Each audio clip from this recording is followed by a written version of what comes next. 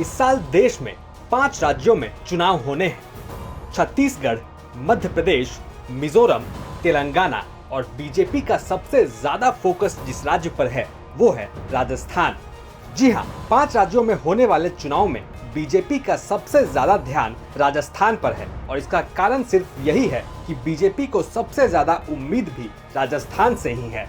अब चाहे वो एंटी इनकम्बेंसी का फैक्टर हो या वसुंधरा का चैप्टर, हिंदुत्व का मसाला हो या सबका साथ सबका विकास का नारा, 2023 विधानसभा चुनाव में भारतीय जनता पार्टी हर पैंतरा आजमाने वाली है। बैठकों का दौर शुरू हो चुका है और रोज नए नए प्लान बन रहे हैं। अब बीजेपी ने सीएम गहलोत और डोटासरा जी के होश उड़ाने की एक और तैयारी कर ली है। तैयारी है बूथ से लेकर विधानसभा तक एक एक दावेदार को मजबूती से खड़ा करना। पेपर लीक, भ्रष्टाचार और बढ़ते महिला अपराधों का आरोप लगाते हुए बीजेपी राजस्थान का माहौल अपने पक्ष में करने में जुट गई है।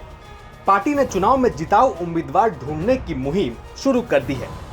इस बार टिकट उसे ही मिलेगा जिस पर जीत का पूरा भरोसा हो और इसके लिए सबसे ज्यादा ध्यान अगर किसी चीज पर दिया जा रहा है तो वो है जातीय समीकरण। कांग्रेस को हराने के लिए बीजेपी जातीय समीकरणों का ध्यान रखते हुए मजबूत से मजबूत कैंडिडेट उतारेगी।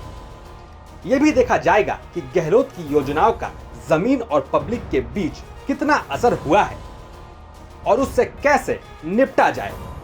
बता दें कि सिर्फ बातों में नहीं बल्कि बीजेपी ने राजस्थान के लिए इस पूरे प्लान का खाका तैयार कर लिया है। सीट बाय सीट गहलोत के उम्मीदवारों को टक्कर दी जाएगी।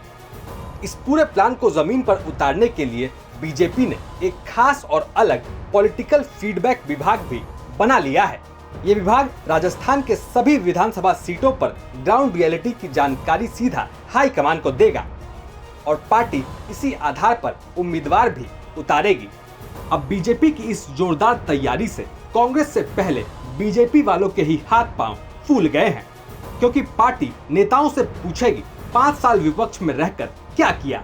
अब बीजेपी के नेताजी भी सोच में होंगे कि आखिर बताएंगे क्या, जब 5 साल बस अगली बार टिकट मिलने का इंतजार किया है। ब्यूरो रिपोर्ट, राजस्थान तक।